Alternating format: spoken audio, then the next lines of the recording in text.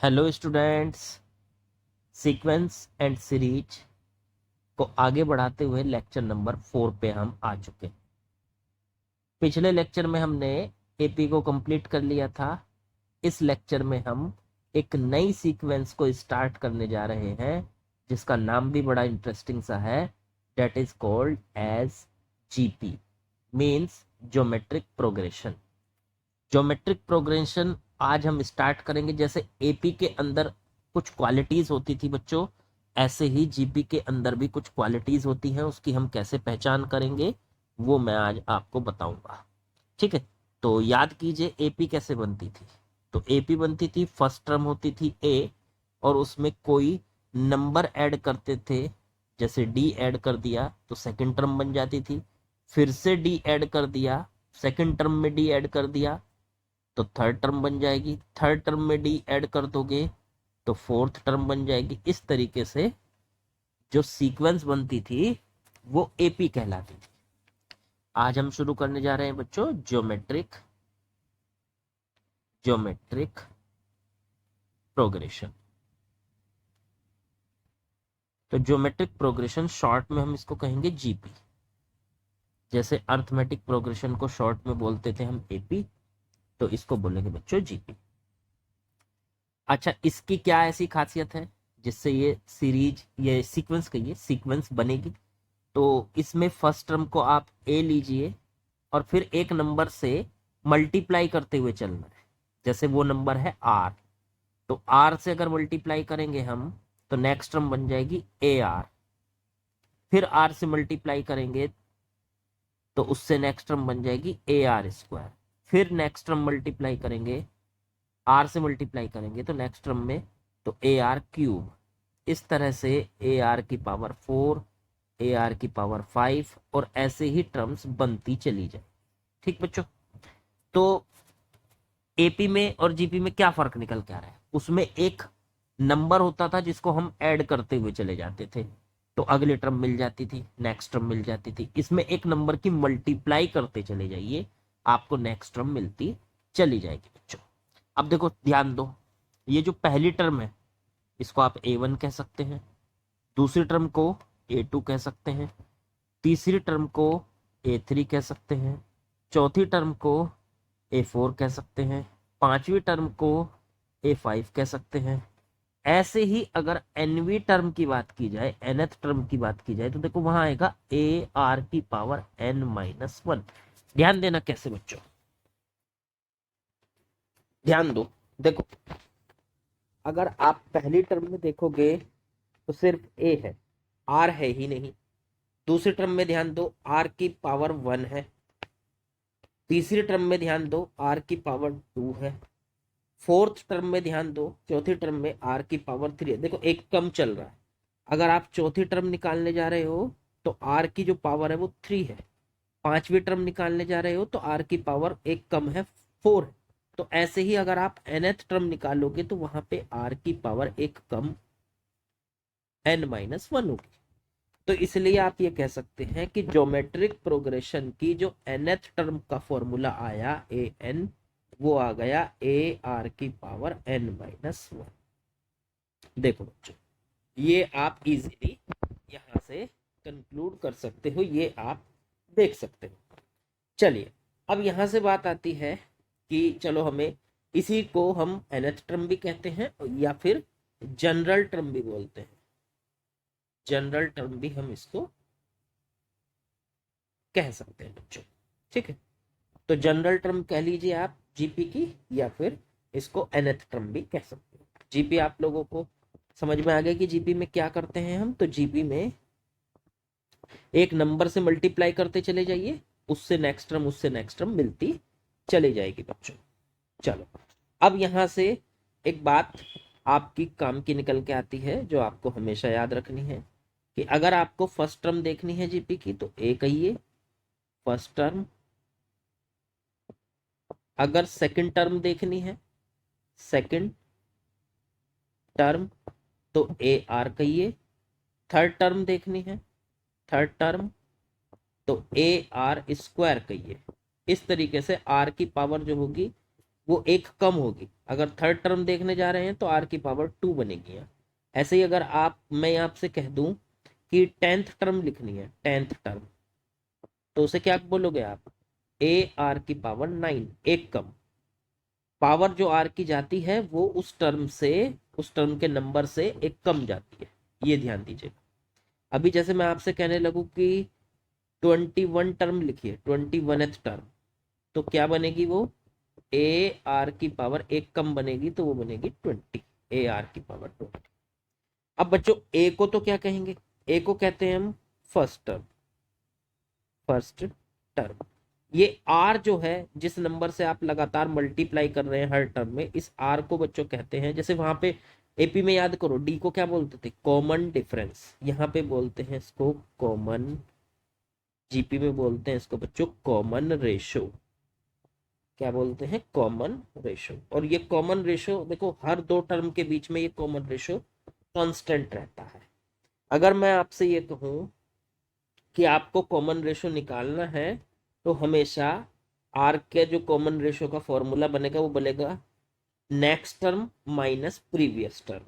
Next term, sorry मैं minus बोल गया, नेक्स्ट टर्म अपॉन में प्रीवियस टर्म, प्रीवियस टर्म।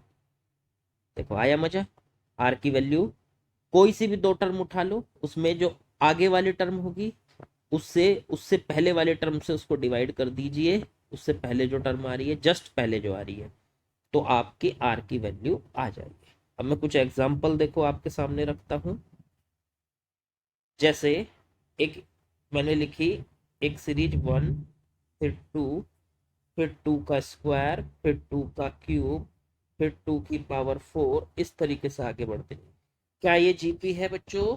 तो बिल्कुल ये जीपी है।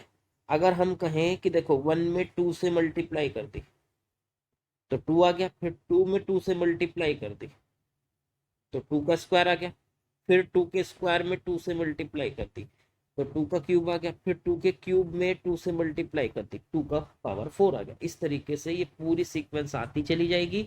इसी को बच्चों हम कहते हैं जीपी। क्लियर हो गई बात? अब अगर आपको मान लीजिए आर निकालना, कैसे आया, तो उसके लिए आप कोई भी दो टर्म उठा लीजिए। मान लीजिए मैंने ये दो टर्म उठा ली, 2 की पावर 3 और 2 की पावर 4, तो इन दोनों में नेक्स्ट टर्म कौन सी है? 2 की पावर 4। और प्रीवियस टर्म कौन सी है? 2 की पावर 3। इससे इसको काटेंगे तो आंसर 2 आ जाएगा। तो इसका मतलब कॉमन रेशो की वैल्यू यहाँ पे 2 है। वो नंबर है जिसको हर टर्म में मल्टीप्लाई करेंगे तो उससे अगले वाले टर्म हमेशा हमें मिल जाएगी बच्चों। तो इस तरीके से आप जीपी को देख सकते हैं, जीपी की पहचान कर सकते हैं कि यहाँ पर जीपी बन रही है। एक और आपके सामने एग्जांपल देता हूं। जैसे मान लीजिए 1 माइनस 1/2, 1/4, -1/8, 1/16 एंड सो। अगर आप ये देखोगे तो ये क्या ये जीपी बन रही है? तो उसका तरीका है, अगर हम 1 में -1/2 की मल्टीप्लाई कर दें, तो देखो मल्टीप्लाई करनी है, -1/2 बन गया। फिर -1/2 में -1/2 की मल्टीप्लाई कर दें तो देखो 1/4 बन गया। फिर 1/4 में -1/2 की मल्टीप्लाई कर दें, -1/8 बन गया। फिर -1/8 में -1/2 की मल्टीप्लाई कर दें तो 1/16 बन गया। इस तरीके से ये सीरीज भी हमें पता चल गई कि ये जीपी है। और इसकी फर्स्ट टर्म ए है 1, और आर की वैल्यू आ गई, कोई सी भी दो टर्म उठाओ, जिस नंबर की आप मल्टीप्लाई लगातार कर रहे हो वही आर है, तो वो आ गया -1/2। और अगर ऐसे समझ ना आए कि किससे नंबर से मल्टीप्लाई हो रही है, तो उसका तरीका है, हर दो टर्म के बीच में ये जो आर की वैल्यू होगी ना, ये बच्चों कांस्टेंट होगी, सेम होगी हर दो नंबर, तभी वो आपकी सीक्वेंस जीपी कहलाएगी, वो प्रोग्रेशन जीपी कहलाएगी। तो ठीक है, इस तरीके से आप जीपी की वैल्यू, मतलब जीपी की पहचान कर सकते हैं, जीपी को देख सकते हैं, जीपी आखिर बन क्या रही है। अब यहां से एक चीज निकल के आई, वो है हमारा nth टर्म का फॉर्मूला, या मतलब जनरल टर्म। जनरल टर्म, अगर हम जनरल टर्म देखें तो उसका फॉर्मूला आ गया ए आर की पावर n में। अभी देखो जो हम अभी ऊपर ये देख रहे थे एग्जाम्पल, मैं इसको देखो दूसरे कलर से आपको दिखाता हूँ। ये वाला कलर है, ये वाला एग्जाम्पल की बात कर रहा हूँ मैं। तो इस कलर से देख के आपको पता चलेगा किस एग्जाम्पल की बात हो रही है। तो इसमें ही अगर वो कहे कि बताइए हमें कि 20th टर्म क्या होगी, 20th टर्म, तो उसके लिए फॉर्मूला लगाइए ए आर की power n minus one. N की जगह क्या रखूं बच्चों, 20 रख दीजिए सर, 20 - 1। तो ये आ गई ए आर की पावर 20 - 1 मतलब 19। ए कितना है फर्स्ट टर्म, फर्स्ट टर्म कितनी है 1, आर कितना है -1/2 की पावर 19। अगर माइनस की पावर 19 -1 की पावर 19 करेंगे तो माइनस बाहर आ जाएगा, ओड नंबर है। देखो अगर -1 की पावर आप 2 करते हो तो +1 बनता है, लेकिन अगर -1 की पावर 3 करते हो या 5 करते हो तो -1 बनेगा। ऐसे ही -1 की पावर अगर 19 करोगे तो -1 आ जाएगा। तो इसमें से माइनस बाहर आ गया और बच गया 1/2 की पावर 19। यही हमारा आंसर हो गया, यही हमारी 20th टर्म हो गई। तो इस सीक्वेंस की, इस जीपी की 20वीं टर्म 20th टर्म हमारी 1/2 की पावर 19 आ जाएगी बच्चों। तो बिल्कुल इजी है कैलकुलेशन करना nth टर्म का। ठीक, nth टर्म भी मैंने आपको बताई कि ये कैसे आई। अब करेंगे हम, तो क्वेश्चन देखते हैं इसी से रिलेटेड। एक दिया है इसमें, the third term of GP is 4। एक जीपी की जो थर्ड टर्म है, तीसरी टर्म है, वो 4 दी है बच्चों। चलो ठीक है, तो जीपी की थर्ड टर्म हमारे हिसाब से क्या बननी चाहिए, ए आर की पावर 3। सॉरी, थर्ड टर्म है तो ए आर की पावर 2, एक कम होता है ना। जैसे फर्स्ट टर्म तो होती है ए, दूसरी ए आर, तीसरी ए आर स्क्वायर, तो थर्ड टर्म बन गई ए आर स्क्वायर। तो चलो ए आर स्क्वायर की वैल्यू दे रखी है 4। ठीक बच्चों, अब इन्होंने कहा the product of first 5 term is, तो पहली 5 टर्म का प्रोडक्ट बताइए। तो पहली 5 टर्म लिख लो पहले, ए, फिर प्रोडक्ट दूसरी टर्म ए आर, तीसरी ए आर स्क्वायर, चौथी ए आर क्यूब, और पांचवी ए आर की पावर 4। इनका प्रोडक्ट कैलकुलेट कर। तो ए कितनी बार आ रहा है, 1 2 3 4 5, तो ए की पावर 5 हो गई। आर की पावर देखो यहाँ से 1 ये हो गई, 2 ये, 3 और 4 ऐड कर लो सारी, क्योंकि पावर आपको पता है मल्टीप्लाई में ऐड हो जाएंगे। तो आर की पावर 1 + 2 3 + 3 6 + 4 10। तो ये बन चुकी है ए की पावर 5, आर की पावर 10। क्या मैं एक काम कर सकता हूँ इसमें, इसमें मैं ए आर स्क्वायर की पावर 5 कर सकता हूँ। कैसे, देखो अगर ए आर स्क्वायर की पावर 5 है बच्चों, तो ए की पावर 5 अलग हो जाएगा और आर स्क्वायर की पावर 5 अलग हो जाएगा। अब आर स्क्वायर की पावर 5 है तो ये ए की पावर 5 और आर की पावर 2 × 5 हो गया 10। इस तरीके से आप इसको वापस भी लिख सकते हो, ए आर स्क्वायर की पावर 5। तो आंसर आपका बन चुका है, ए आर स्क्वायर की वैल्यू आप ऑलरेडी जानते हैं, देखो सबसे शुरू में यही निकाली थी हमने 4। तो 4 की पावर 5 हमारा आंसर, आंसर है हमारा बी। तो इस तरीके से बच्चों इजीली हम कैलकुलेशन कर सकते हैं। ठीक, तो चलिए बच्चों नेक्स्ट क्वेश्चन लिख लिया हमने, इसको सॉल्व करते हैं, पढ़ते हैं जरा क्या कहा है। Late A1 A2 A3 AN GP में है, ठीक है, A1 A2 A3 AN तक जीपी में है, ओके। और ये बोला है कि A4/A6 की वैल्यू 1/4, ओके। और ये भी कहा है कि A2 + A5 की वैल्यू 216 है। तो A1 की वैल्यू पूछी। चलो पहले एक बात सोचो, जीपी में अगर पहली टर्म कही जाए तो उसको ए कह दो, और दूसरी टर्म कही जाए तो ए आर कह दो, तीसरी टर्म कही जाए तो ए आर स्क्वायर कह दो। ऐसे कहते चले जाइए सारी टर्म, जीपी की खासियत यही होती है। जीपी की टर्म्स ऐसे ही लिखी जाती है।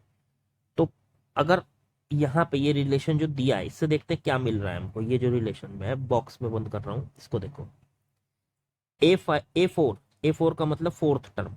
फोर्थ टर्म को क्या हम ए आर क्यूब लिख सकते हैं? बिल्कुल लिख सकते हैं सर।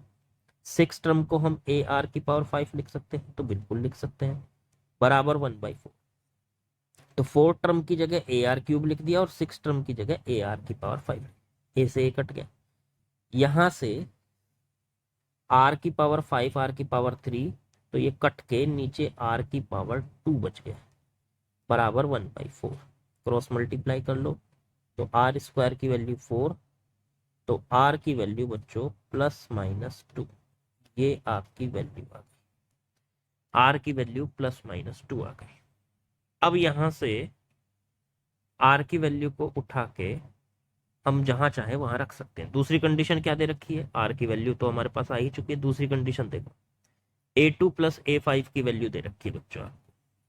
तो A2 + A5 की वैल्यू जो दे रखी है, A2 की जगह आप भर सकते हो सेकंड टर्म को क्या कहोगे? AR। और A5 फिफ्थ टर्म को क्या बोलोगे? AR की पावर 4, बराबर 216। अगर मैं यहां से A कॉमन निकालूं तो R+R की पावर 4 बराबर 216 आ जाएगा। अब एक काम कीजिए, ए की वैल्यू आ जाएगी 216 और बटे में R+R की पावर 4। 216 आर तो है हमारे पास, कितना था? 2 भी हो सकता है, -2 भी हो सकता है, तो इसलिए ए के भी दो आंसर आएंगे। पहले मैं 2 पुट कर रहा हूं, तो 2 + 2 की पावर 4, तो ये आ गया 216 और बटे में 2 की पावर 4 हो गया 16 + 2 18। पहला आंसर तो आपका ये आ गया 216 और अपॉन में 18। ओके, अब दूसरा आंसर निकालो। दूसरा आंसर क्या आएगा? आर की जगह -2 रख दो। अच्छा, पहले से इसे देखो, ये कट रहा है कैसे? तो ये कटा, हाँ कट रहा है भाई, ये तो ये आ जाएगा आपका 12। दो बार कट रहा है, वो 12 टाइम्स कट रहा है, तो 12 आ गया। तो ए की वैल्यू एक तो 12 आ गई, दूसरी ए की वैल्यू एक और आ सकती है, या फिर तो 216 इस बार आर की जगह रख दो -2, तो माइनस का 2 और -2 का पावर 4, -2 की पावर 4 वही 16 हो जाएगा, तो ये आ जाएगा 216 बटे में 14। इसे सॉल्व करेंगे तो ये आ जाएगा, सॉल्व करके बच्चों 1, इसे 2 से काट लो तो ऊपर आ गया 108 और अपॉन में नीचे आ गया। तो ए की दो वैल्यू यहाँ से पॉसिबल आई, एक तो 12, एक आई 108 अपॉन में 7। तो इससे इस तरीके का जो भी ऑप्शन होगा वो हमारा आंसर होगा। हाँ है, ये है हमारा ए ऑप्शन। तो ए ऑप्शन हमारा इजीली हमने पिक कर लिया बच्चों। ठीक है, इस तरीके से आंसर हमने निकाल दिया। चलिए आगे बढ़ते हैं। चलिए बच्चों एक और सवाल लगाते हैं। AIEEE मतलब जेई मेन में आया हुआ है। तो क्वेश्चन क्या है, पढ़ते हैं उसको, सॉल्व करते हैं। The first 2 terms of GP, पहली 2 टर्म की बात कर रहे हैं जीपी की। The first 2 terms of GP add up to 12, मतलब उनका जो सम है वो 12 है। तो पहली 2 टर्म होती है, एक तो ए, दूसरी होगी ए आर, तो उनका सम दे रखा है 12। चलो इसे कहो इक्वेशन फर्स्ट। फिर आगे पढ़ो, the sum of third and fourth term. तो थर्ड हो गई AR² और फोर्थ हो गई AR³, उनका सम दे रखा है 48। इसे कह देते हैं equation second. If the terms of GP are alternately positive and negative, मतलब पहली टर्म ए पॉजिटिव है तो अगली टर्म AR निगेटिव है। तो ऐसा कब हो सकता है? जब आर निगेटिव। सोच के देखो, पहली टर्म ए अगर पॉजिटिव होगी, जैसे पहली टर्म है मान लीजिए 1 और अगली टर्म है AR और वो है आपकी -2, तो आर की वैल्यू देखो, खुद सोचो क्या आएगी, सेकंड टर्म बटे में फर्स्ट टर्म, तो आर की वैल्यू आ जाएगी -2। ठीक है ना? तो ऐसा, इसका मतलब ये हुआ कि अगर ये जो टर्म्स हैं अल्टरनेटली पॉजिटिव नेगेटिव है, जैसे A1 फिर A2 फिर A3 इस तरीके से।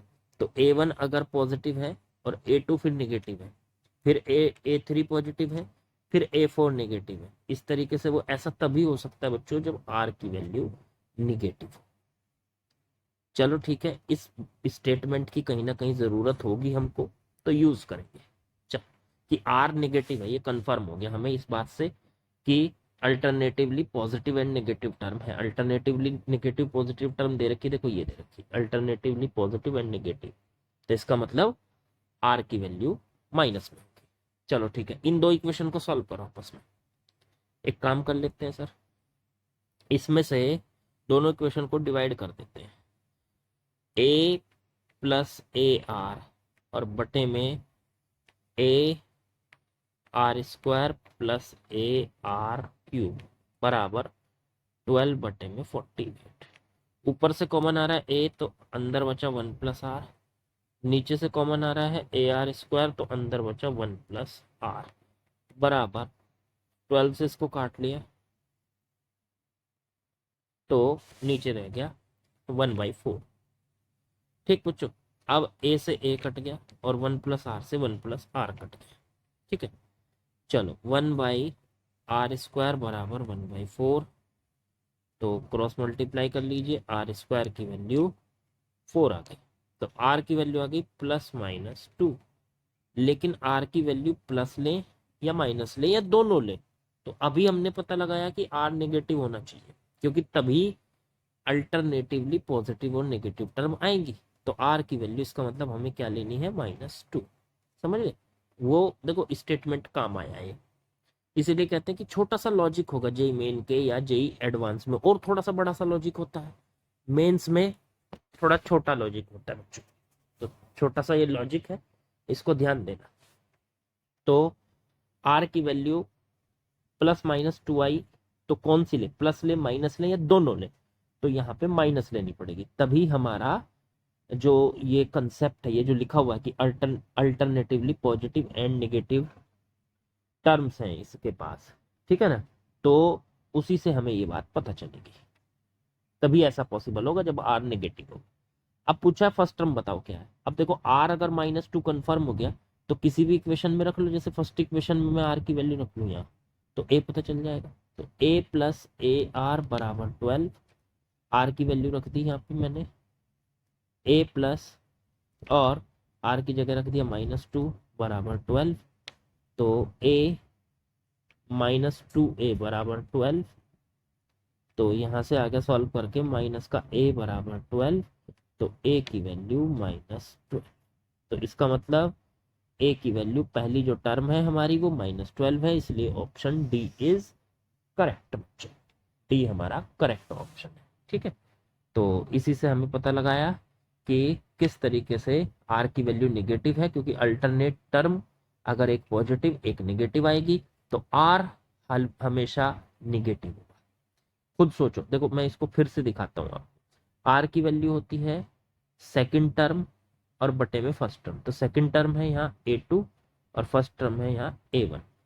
अब एक बात सोचो कि अगर फर्स्ट टर्म मान लो पॉजिटिव है और सेकंड नेगेटिव है, तो नेगेटिव बटे पॉजिटिव तो नेगेटिव आएगा ना, या फर्स्ट टर्म आपकी नेगेटिव है, नीचे वाली नेगेटिव है A1 और A2 पॉजिटिव है, तो भी पॉजिटिव बटे नेगेटिव तो भी नेगेटिव आएगा, तो R की वैल्यू तो नेगेटिव ही आएगी, नेगेटिव वैल्यू आएगी जब भी आपके पास अल्टरनेटिव पॉजिटिव नेगेटिव टर्म्स होंगी बच्चों। ठीक है, चलिए एक और क्वेश्चन मैंने आपके सामने लिखा है, ये आपको एनसीईआरटी में भी मिल जाएगा क्वेश्चन। एनसीईआरटी में सीक्वेंस एंड सीरीज के काफी अच्छे सवाल दिए हैं, तो उनको भी आपको लगा लेना है सारे, बिल्कुल नहीं छोड़ने हैं। ठीक है, बहुत अच्छे क्वेश्चन दे रखे हैं। बाकी कुछ चैप्टर ऐसे हैं जो बहुत एनसीईआरटी में बहुत लिमिटेड दिए हैं, कम दिए हैं, उनको भी मैं बहुत ज़्यादा पढ़ाऊंगा, जैसे क्वाड्रेटिक इक्वेशन, कॉम्प्लेक्स नंबर्स, तो वो अगर आप जेई मेन और एडवांस के हिसाब से सोचोगे तो बहुत अच्छे लेवल पे आते हैं वो, जो एनसीईआरटी में बहुत कम दिए हैं। सीक्वेंस एंड सीरीज काफ़ी दिया है। ठीक है, तो उसके क्वेश्चन आपको लगाने हैं। चलिए जरा पढ़ते हैं इसको, इस क्वेश्चन में क्या कहा गया है, और फिर इसको सॉल्व करते हैं बच्चों। तो इस क्वेश्चन में बोला गया है if the first and nth term of a GP are a and b, मतलब पहली टर्म तो ए है, A1 तो ए है, और nth टर्म AN वो बी है। चलो ठीक है। P is the product of first n terms, P जो है वो पहली एन टर्म्स का प्रोडक्ट है, ठीक है। तो पहली टर्म तो ए है, ठीक है। दूसरी टर्म, ये जो लास्ट टर्म है AN, nth term, sorry last term नहीं कह सकते, nth टर्म वो बी है। तो nth टर्म का फॉर्मूला क्या होता था हमारे पास, ए आर की पावर n-1 बराबर पी। चलो, तो ये हमारे पास एक रिलेशन बन गया। क्या हम यहाँ से आर की वैल्यू कैलकुलेट कर सकते हैं? तो आर की वैल्यू बिल्कुल कैलकुलेट कर सकते को, ए भी दिया है बी भी दिया है, तो आर की वैल्यू कैलकुलेट कर लो। तो आर की पावर n-1 बी बटे ए आ गया। तो आर की वैल्यू कितनी आ गई, बी बटे ए, और उसकी पूरे की पावर 1/n-1। ये आपकी आर की वैल्यू आ गई। ठीक है, कहीं यूज होगा तो जरूर करेंगे। अब इन्होंने कहा P is the product of first n terms. P क्या है? P जो है, P बराबर पहली एन टर्म्स का प्रोडक्ट है। तो पहली टर्म A, दूसरी AR, तीसरी AR स्क्वायर, और इसी तरीके से nth टर्म हो गई AR की पावर n-1। तो इन टर्म्स का प्रोडक्ट है। तो देखो A कितनी बार आ रहा है, n बार, तो A की पावर n हो गया। और R कितनी बार, देखो R की पावर यहाँ 1, फिर 2, और लास्ट n-1। तो पावर जो है प्रोडक्ट में ऐड हो जाती है, तो R की power 1 + 2 plus up till n-1 तक। तो ये P बराबर A की पावर n, R की पावर देखो, अगर आप 1 + 2 प्लस 1 + 2 प्लस 3 प्लस इनको ऐड करेंगे n तक, तो आएगा n इंटू n+1/2। लेकिन अगर n-1 तक ऐड करोगे तो n की जगह n-1 भर दो इसमें पूरे में, तो यहाँ n की जगह n-1 रख दिया, और यहाँ पे भी बच्चों n की जगह n-1 + 1 और अपॉन में 2 रख दिया, 1 से 1 कट गया, तो ये आ गया 1 + 2 प्लस n-1 तक, इसका सम आ गया n इंटू n-1/2। ये ध्यान रखा करो, ये बच्चों आपको ध्यान रखना। देखो मोबाइल की रिंगटोन की आवाज आपको आई होगी, अब मैं इसको साइलेंट कर देता हूँ। चलो कर दिया। चलो बच्चों, तो फिर यहाँ पे 1 + 2 प्लस 3 प्लस 4 n-1 तक, इसका जो सम बन गया, देखो यहाँ से r की जो पावर है इसका सम बना, तो वो बना ये n इंटू n-1 और अपॉन में 2, ये बन चुका है। अच्छा एक काम करो, अब हमें यहाँ से आगे पढ़ो। फिर क्या कहा इसने, पी स्क्वायर की वैल्यू पूछी है, पी स्क्वायर की, स्क्वायर कर दो इसका लो, तो वो बन गया a की पावर n है 2n हो जाएगी, r की पावर n इंटू n-1/2 है, 2 से 2 कट के n इंटू n-1 रह जाएगी।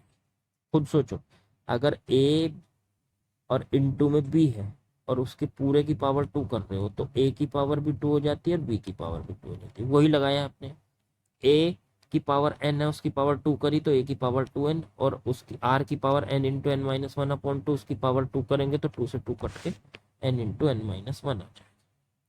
पी स्क्वायर a की पावर 2n, और अब देखो r तो हमें दिया नहीं था, तो इस r को हटाना है, तो r हमने देखो यहाँ कैलकुलेट किया था, उसको उठाते हैं यहाँ से और यहाँ रख देते हैं। चलो जी, a की पावर 2n, r की वैल्यू b/a की पावर 1/n-1, और पूरे की फिर पावर r की जगह n इंटू n-1। देखो जब हम पावर में यहाँ पे इसकी मल्टीप्लाई करेंगे, a की पावर 2n और b बटे a की power 1/n-1 into n into n-1। Power याद रखना, अगर a की पावर x है और उसकी पावर मान लो y कर दिया आपने, ए की पावर एक्स की पूरे की पावर वाई, तो पावर जो होगी वो उनकी मल्टीप्लाई हो जाती है आपस में, इनकी एक्स की और वाई की, तो एक्स वाई हो जाएगी। इसी तरीके से पावर की मल्टीप्लाई होकर n-1 से n-1 कट गया, ये आ गया ए की पावर 2n इंटू में b बटे ए की पावर n बच गया। अब यहाँ से सॉल्व कर लो इसको, ए की पावर 2n इंटू, जब b की पावर n करेंगे, b बटे ए की पावर n करेंगे तो b की पावर n अलग हो जाएगा और a की पावर n अलग हो जाएगा। अब इसमें क्या होगा, डिवाइड में पावर माइनस हो जाती है, तो a की पावर 2n में से n माइनस हो गई तो 2n माइनस n, और इंटू में b की पावर n, तो a की पावर n इंटू b की पावर n बच गया p स्क्वायर की वैल्यू। यही हमको निकालनी थी p स्क्वायर की वैल्यू, तो आंसर बन रहा है, देखो a की पावर n b की पावर n, तो ये बन गया b, ए बी की पावर पूरे की n हो गई, ए इंटू बी की पावर पूरे की n हो गई। यही हमारा बच्चों आंसर। ठीक है, तो बी ऑप्शन आ गया, और एनसीईआरटी में भी दिया है ये क्वेश्चन, तो वहां आप इजीली इसको सॉल्व कर पाएंगे यहाँ से इसका सॉल्यूशन देख के। ठीक है, देखो क्वेश्चन अगर ऐसा लगे कि कहीं पे हम उसको करने में अटक गए, पहली तो कोशिश अपने आप से किया करो, उसको नोट करके अपने आप से किया करो, और फिर वहां अटक रहे हो वो देखो, और अगर देख के भी कर रहे हो और कहीं कुछ ऐसा समझ में ना आए तो वीडियो को दोबारा दोबारा से उसको चलाओ, दोबारा देखो कि क्या किया है क्या नहीं किया, पर क्वेश्चन बिल्कुल क्लियर करके चलो, क्वेश्चन क्लियर करके तो चलोगे तभी काम बनेगा, तभी अच्छे से समझ में आएगा।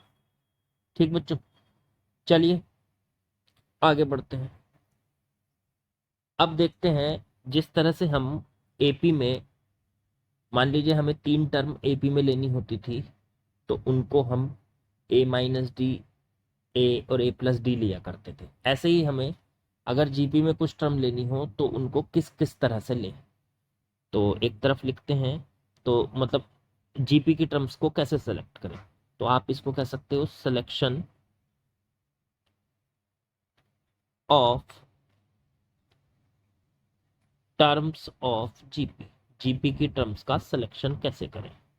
तो जी आप देखो, एक तरफ लिख लो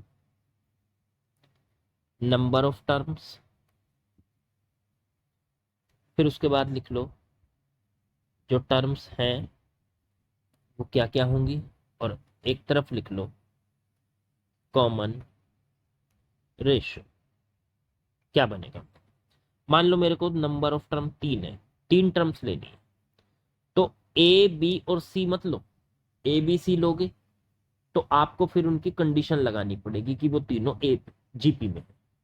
ठीक है, तो क्या लो कि ऑलरेडी वो जीपी में नजर आए आपको, तो ऐसी टर्म्स कैसी बनेंगी, तो ए अपॉन आर कॉमा ए और ए आर लो, देखो कैसे, कितनी बढ़िया, कितनी खूबसूरत सी बात आई यहां से, कि अगर मैं ए अपॉन आर में आर की मल्टीप्लाई करूं तो ए बनेगा, फिर ए के अंदर आर की मल्टीप्लाई करूं तो ए आर बनेगा, तो इसका मतलब इसका कॉमन रेशो है आर।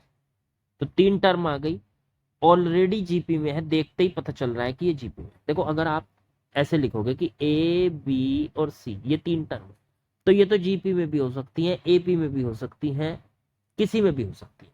लेकिन अगर ऐसे लिखोगे ए माइनस डी, ए और ए प्लस डी, तो साफ साफ पता चल रहा है एपी में है। तो ऐसे ही ए बाई आर, ए और ए आर साफ साफ पता चल रहा है जीपी में है।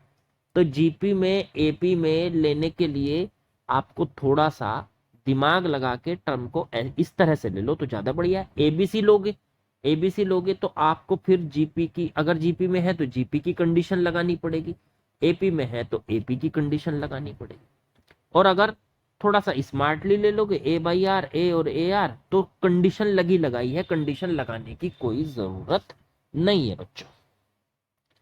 अब अगर हमें सर 4 टर्म लेनी हो, 4, तो फिर क्या ले, तो फिर लो ए बटे आर क्यूब, ए बटे आर, फिर ए आर और ए आर क्यूब, इसमें कॉमन रेशो आर स्क्वायर बन रहा है, देखो आर स्क्वायर से मल्टीप्लाई करो सेकंड टर्म आ जाएगी, आर स्क्वायर से फिर मल्टीप्लाई करो थर्ड टर्म, आर स्क्वायर से फिर मल्टीप्लाई करो फोर्थ टर्म।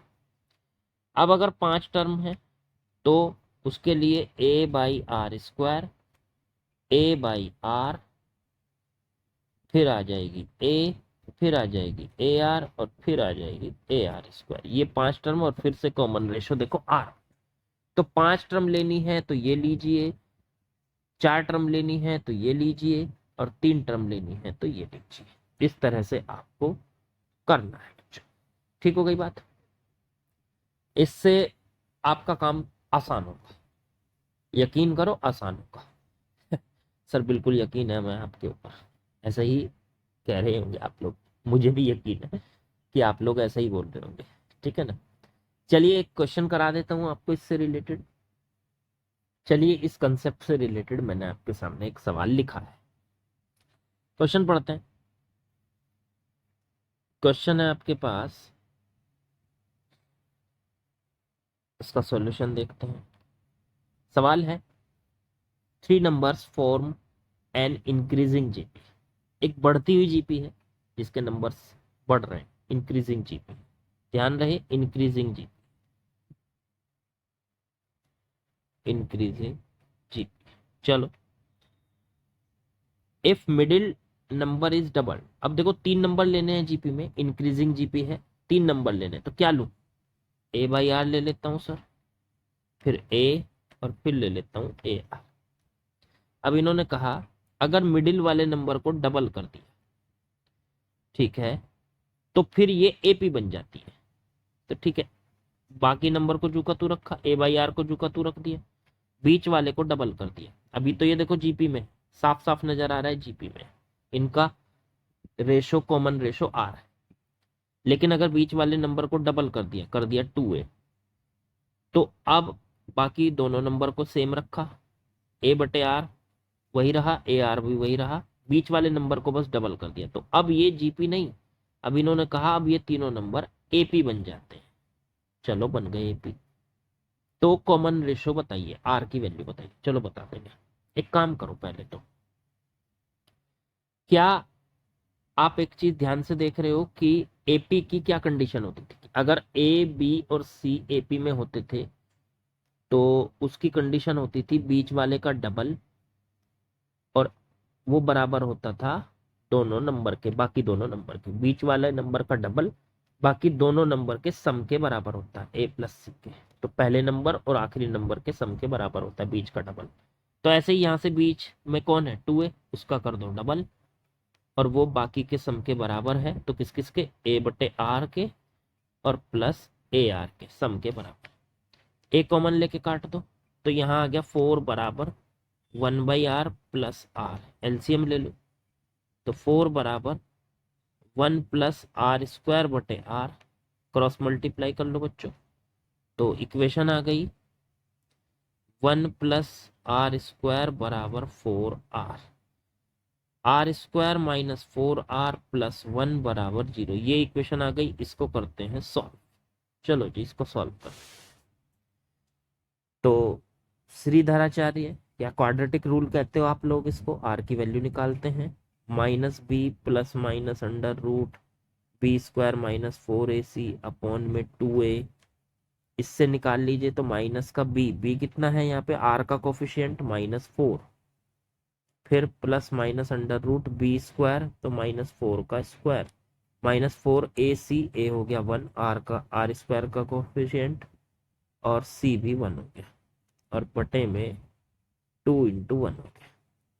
ये सॉल्व करके आ गया minus minus plus 4, plus minus under root में 4 का स्क्वायर 16, और ये माइनस में 4 बचा, और अपॉन में 2, 4 plus minus under root 16 minus 4 12 बचा, और अपॉन में 2, 4 प्लस माइनस, अब यहां से देखो बात सुनो, यहां से अगर मैं 12 में से क्या अंडर रूट 12 को मैं 2 अंडर रूट 3 लिख सकता हूं कि नहीं?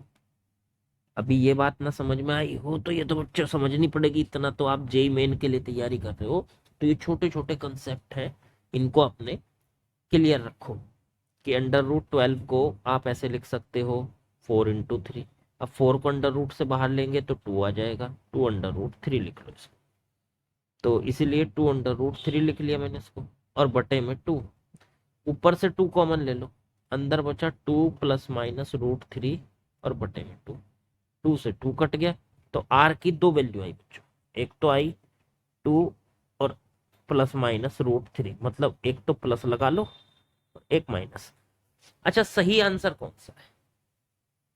सही आंसर अगर मैं कहूं तो कौन सा देंगे हम इसका आंसर? प्लस वाला आंसर होगा कि माइनस वाला होगा कि दोनों होंगे, ये हमें बता। अब सोचो, इन्होंने सबसे पहला वर्ड लिखा था इंक्रीजिंग जीपी है, जीपी बढ़ रही है, इसका मतलब ये छोटा नंबर है, उससे आगे फिर उससे बड़ा फिर सबसे बड़ा। तो याद रखना, अगर जीपी इंक्रीजिंग है, बढ़ रही है, तो इंक्रीजिंग जीपी का मतलब होता है आर की वैल्यू 1 से बड़ी। खुद सोचो कैसे। जैसे मान लो 1 है, फिर 2 से मल्टीप्लाई कर दी तो 2 हो गया, फिर 2 से कर दी 2 स्क्वायर हो गया, फिर 2 से मल्टीप्लाई कर दी 2 क्यूब हो गया। देखो देखो ये जीपी जो है ये लगातार बढ़ रही है, पहली टर्म छोटी फिर उससे बड़ी फिर उससे बड़ी फिर उससे बड़ी बड़ी आती चली। तो आर जो होता है जब 1 से बड़ा होता है तो इंक्रीजिंग जीपी होती है। नोट करके इस बात को याद कर लेना। याद करने की जरूरत नहीं है बच्चों, ये कंसेप्ट आपको खुद से सोचना है, ठीक है ना। अच्छा आर की वैल्यू अगर देखो 1 से छोटी होगी, मान लो 1/2 हो गई, तो डिक्रीजिंग जीपी बनेगी। देखो कैसे, 1 फिर 1/2 से मल्टीप्लाई करेगी 1/2, फिर 1/4 फिर 1/8, 1/2 से करते चले जाओ तो जीपी घट रही है। 1 से छोटा 1/2, 1/2 से छोटा 1/4, 1/4 से छोटा 1/8। तो अगर आर की वैल्यू 1 से छोटी होती है तो बनती है डिक्रीजिंग जीपी, डिक्रीजिंग जीपी। और अगर आर की वैल्यू 1 से बड़ी होती है तो बनती है इंक्रीजिंग जीपी बच्चों। ठीक हो गई बात। तो यहां से आर की वैल्यू दो आई, देखो एक तो आई 2 प्लस रूट 3 या फिर 2 माइनस रूट 3। चेक करो 2 प्लस रूट 3 देखो 1 से बड़ी वैल्यू है और 2 माइनस रूट 3 1 से छोटी वैल्यू है, इतना तो आपको समझना पड़ेगा। तो आर की वैल्यू 2 प्लस रूट 3 आ गई, यही हमारा आंसर है। इसी तरीके के छोटे छोटे लॉजिक होते हैं, ये कंपटीशन में आपको दिखाई देंगे। तो 2 प्लस रूट 3 माने बी आपका ऑप्शन एकदम करेक्ट हो गया बच्चों। ठीक है, यही चीज आपको सोचनी पड़ेगी, छोटी छोटी कंपटीशन में आके ये चीजें सोचनी हमारी जो है जरूरत हो जाती है। ठीक है, उससे पहले अगर बात करोगे अ, सिर्फ स्कूल लेवल की, तो वहां पे इतने छोटे छोटे लॉजिक नहीं होते, यहाँ छोटे छोटे लॉजिक होते हैं, उन्हीं से ही हमें चीजें पता लगानी पड़ती है। ठीक, तो ये आज हमने जीपी का इंट्रोडक्शन देखा, जीपी क्या होती है, जीपी की nth टर्म देखी। अभी हमने जीपी का सम नहीं किया है n टर्म्स का, तो अगले लेक्चर में हम जीपी की प्रॉपर्टीज समझेंगे, जीपी की कुछ प्रॉपर्टीज होती हैं, और एन टर्म्स का सम भी समझेंगे क्या होता है जीपी का, उस पर भी सवाल करेंगे। ठीक है, तो आज लेक्चर को इतना ही रखते हैं और फिर इसको नेक्स्ट लेक्चर में आगे बढ़ाएंगे बच्चों। चलिए ओके।